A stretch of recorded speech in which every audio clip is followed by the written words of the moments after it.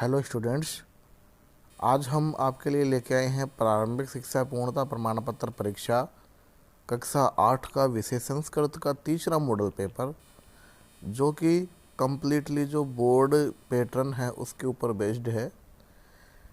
इस model paper को देखकर आप अपना आकलन कर सकते हैं कि आप संस्कृत में कितना जानते हैं, साथ में आपकी तैयारी कितनी है।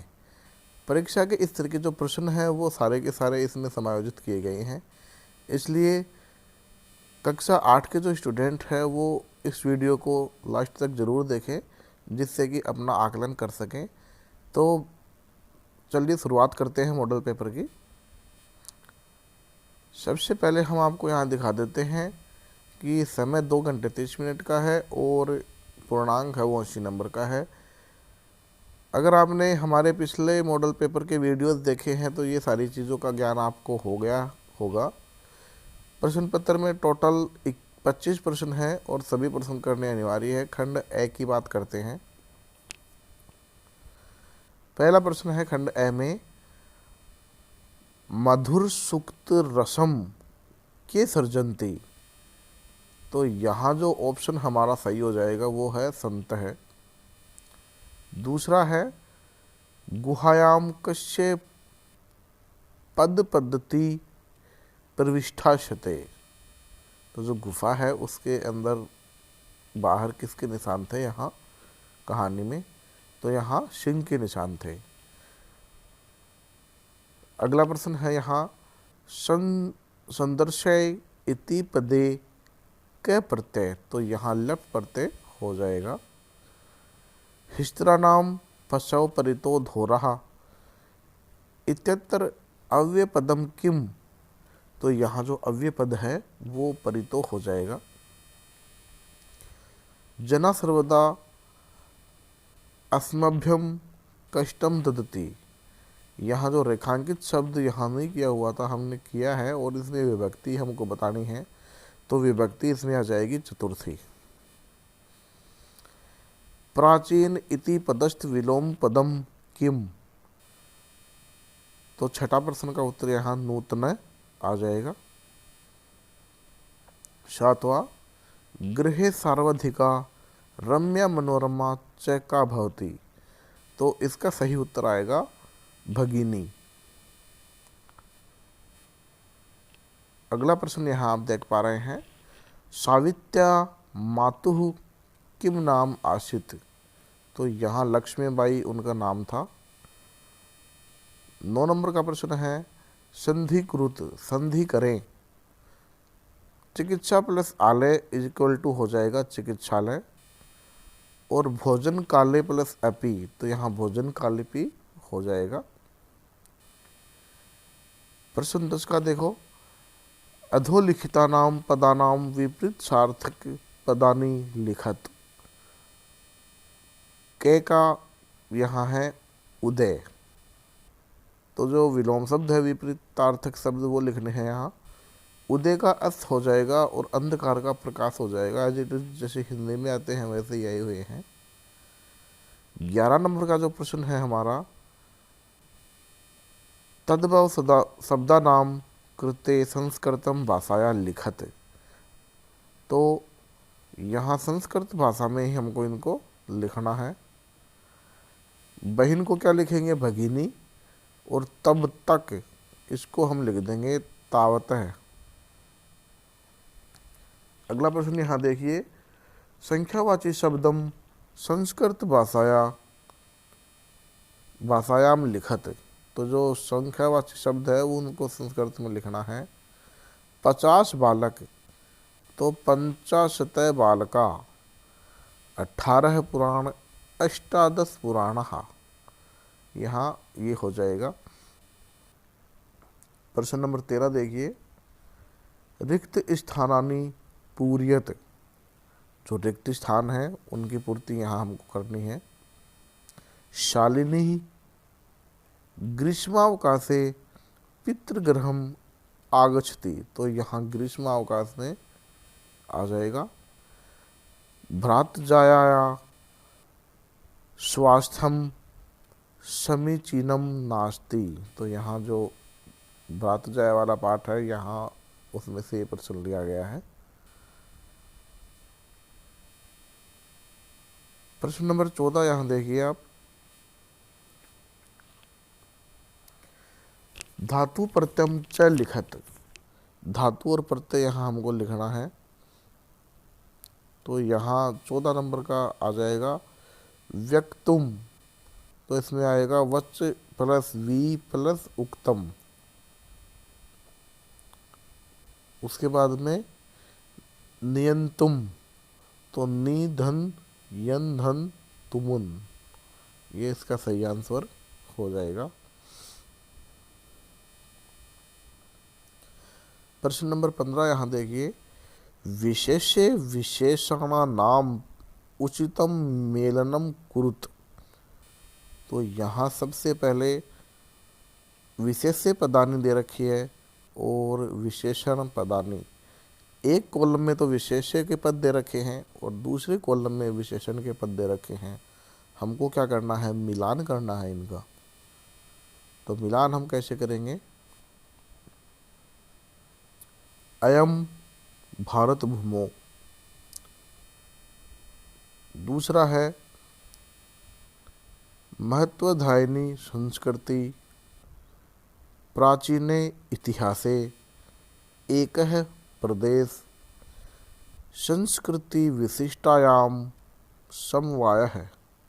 तो ये जो लास्ट का है ये हमने मिलाया नहीं है, क्योंकि ऑटोमेटिक ये लास्ट का इसमें मिल जाएगा। 16 नंबर का प्रश्न यहाँ देखिए, वाक्य रचना अर्थभेदम स्पष्टीकृत। तो वाक्य रचना है, उसका अर्थभेद यहाँ हमको करना है। पहला प्रश्न देखिए, परितः का मतलब होता है चारों ओर और पूर्वतः का मतलब होता है आगे।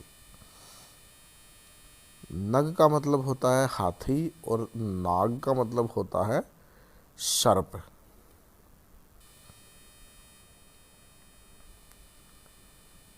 प्रश्न नंबर 17 देखिए, कुत्र डिजिटल इंडिया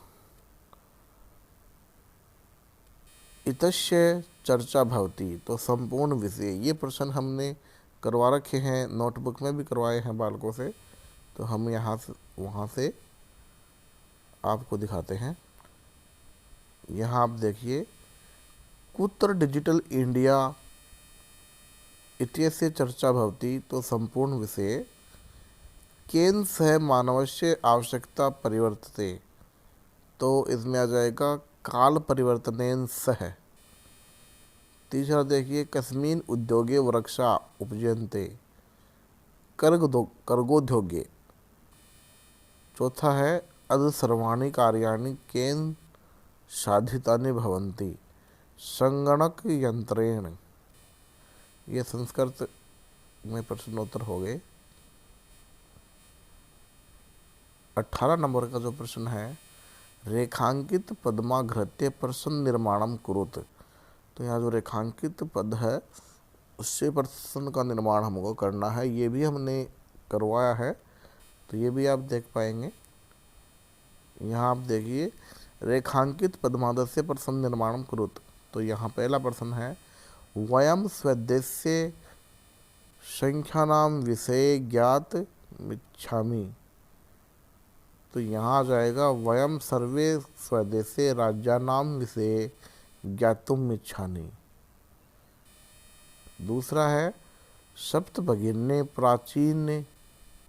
प्राचीन इतिहासे प्राय स्वाधीना एवं दृष्टा इमा सप्त भगिन्ये स्वकीय प्राचीन इतिहासे प्राय सप्त भगिना। ये इसका उत्तर हो जाएगा। तीसरा प्रश्न देखिए, प्रदेशेस्मिन् हस्तशिल्पानां बाहुल्यं वर्तते। तो यहाँ आम प्रदेशेस्मिन् हस्तशिल्पानां बाहुल्यं वर्तते। चौथा देखिए,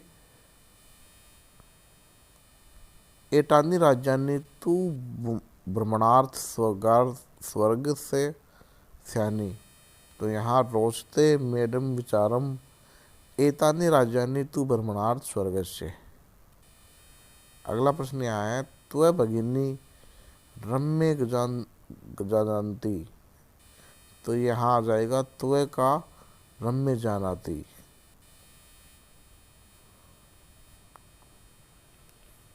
उन्नीस नंबर का प्रश्न यहाँ है, अपनी पाठ्य पुस्तक में से 2 श्लोक लिखिए जो कि इस प्रश्न पत्र में न आए हो।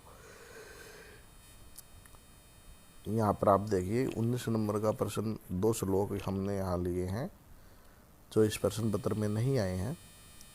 पहला है, सर्वपर्वसम दुख है सर्वमात्यम वंश सुखम एतद्विधा तस्मे सेन लक्षणम सुख दुःखयो।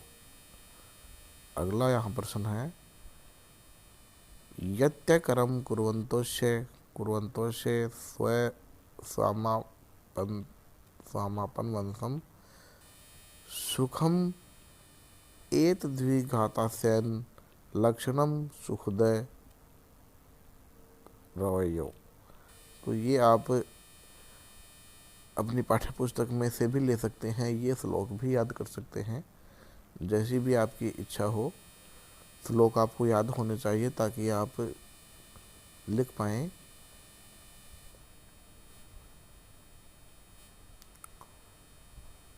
प्रश्न नंबर 20 है, कंटकेव कंटकम अथवा ग्रहम शून्यम सुता बिना कथा का सार अपने हिंदी में लिखिए। तो ये भी हमने कथा लिखवा रखी है बालकों से, जो नोटबुक है उनकी उसमें हल ये करवा चुके हैं हम।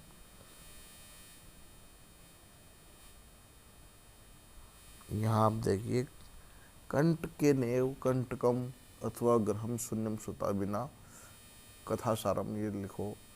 तो देखते हैं हिंदी अनुवाद इसका, कोई चंचल नाम का शिकारी था, पशु पक्षी आदि पकड़कर वह अपनी जीविका चलाता था। एक बार वह वन में जाल बिछाकर घर आ गया। दूसरे दिन सुबह जब चंचल वन में गया तो उसने देखा कि उसके द्वारा बिछाए गए जाल में दुर्भाग्य से एक सिंह बंधा हुआ था। सिंह थका हुआ था। वह बोला, हे मानव, मैं प्यासा हूँ, नदी का जल लाकर मेरी प्यास शांत करो।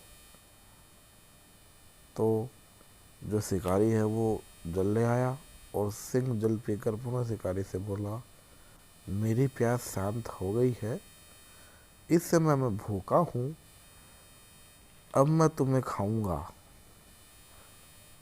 सिंह बोला,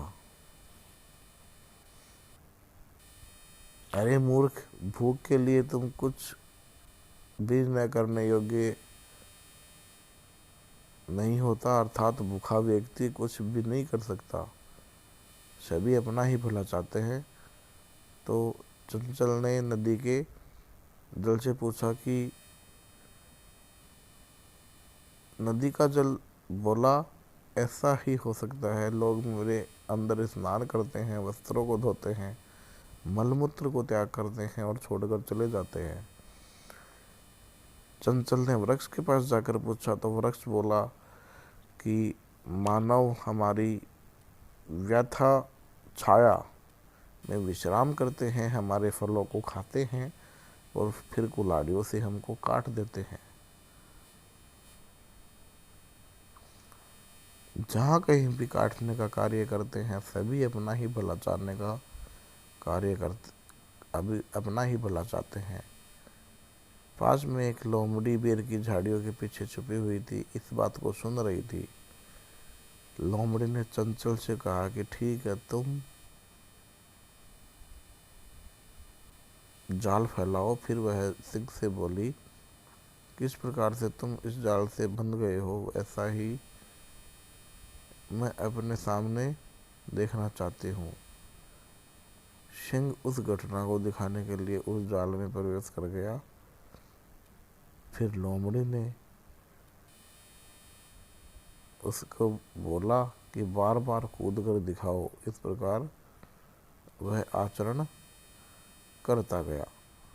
तो ये स्टोरी है, लिखी है।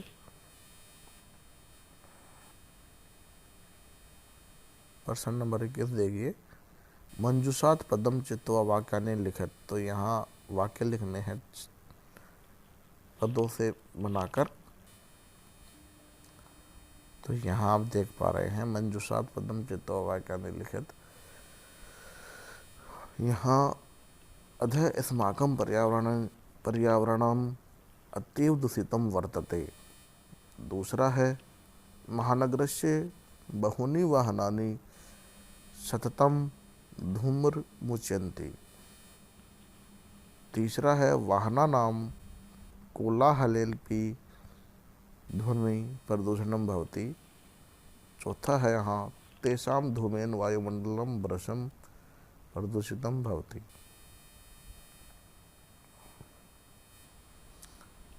प्रश्न नंबर 22 यहाँ है, अधोलिखित श्लोकस्य हिंदी भाषा नाम शब्द भावार्थ लिखत। तो यहाँ जो श्लोक दिया गया है उसका हिंदी भाषा में भावार्थ लिखना है। 22 नंबर का ये प्रश्न है हमारा। यहाँ आप देख पा रहे हैं कि प्रस्तुत श्लोक में माता पिता के महत्व को दर्शाने के लिए कहा गया है कि मनुष्यों को जन्म देने, उनके पालन पोषण में जो कष्ट सहन करते हैं उस कष्ट का निस्तारण मनुष्य 100 वर्षों में भी नहीं कर सकता। अर्थात माता पिता के उपकार एवं कष्टों का निस्तारण करना असंभव है। ये जो श्लोक है पन्ना, ये माता पितरो क्लेशम सहिते संभव नृणाम न तस्य निष्कृति शक्या कुर्तु वर्ष शतेपि सपे। इसका ये हिंदी अनुवाद है। 23 नंबर का प्रश्न देखिए, मंजूषायाम प्रदत्त शब्दानाम सहायता कथाम पूर्यता लिखत बुद्धिमान शिष्यम। तो यहाँ ये कंप्लीट करनी है शब्दों के हिसाब से। 23 का देखिए, मंजूषायाम प्रदत्त शब्दानाम सहायता कथा पूरित्व लिखत बुद्धिमान शिष्य। यहाँ ये सब दिए गए हैं। तो उत्तर इसका हो जाएगा, काशी नगरे एका पंडित अस्ति पंडित समीप्यम एक शिष्य आगच्छति।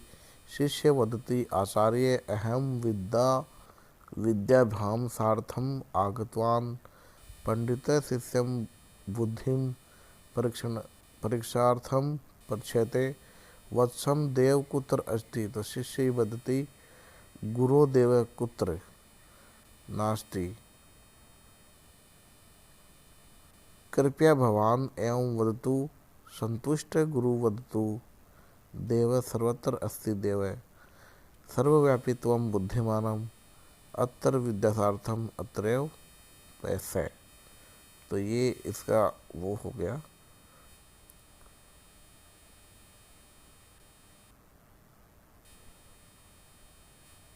चौबीस का प्रश्न यहाँ है, त्वं ऋगुणोऽस्मि दिन दिवसीय अवकाशार्थम प्रधानाध्यापकम प्रार्थना पत्रे संस्कृते लेखनीयम।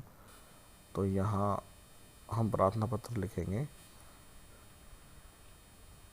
यहाँ देखिए प्रार्थना पत्र जो होगा, सेवायाम प्रधानाचार्य महोदया राजकीय आदर्श उच्च माध्यमिक विद्यालय, ये विद्यालय का नाम यहाँ आ जाएगा। महोदया विनम्र निवेदनम अस्ति यत् पित्रा विगत रात्रि अहम सहसा ज्वर पीड़ितम अस्ति अतः विद्यालयम आगन्तु असमर्थे अस्मि। अनेन कारणेन कृपया दिन दिवसीय अवकाशं स्वीकृत्य मम अनुग्रहन्तु भवन्तः। शिष्य का नाम लिख देंगे, कक्षा लिख देंगे और यहाँ डेट डालना चाहिए तो डेट भी डाल सकते हैं। लास्ट प्रश्न है हमारा, संस्कृत भाषायां महत्वम इति विषय निबंधनेन कुरुत। सड़क सुरक्षा विषय निबंध लेखनन कुरुत। तो दोनों में से एक हमको करना है। तो यहाँ आप देख पा रहे हैं कि जो प्रश्न नंबर 25 है, सड़क सुरक्षा विषय निबंध लेखनम कुरुत। पहला पॉइंट यहाँ आ जाएगा, सड़क सुरक्षार्थ नियमानाम् अधिकाधिक प्रचार प्रसारं करणीयम्। वाहनस्य गति नियमानां पालन करणीयम्। वाहनस्य गति नियंत्रित भवेत्। मद्यपानं कृत्वा वाहन चालनं न स्यात्। सड़क सुरक्षार्थं यातायातस्य नियमान् पालनीया।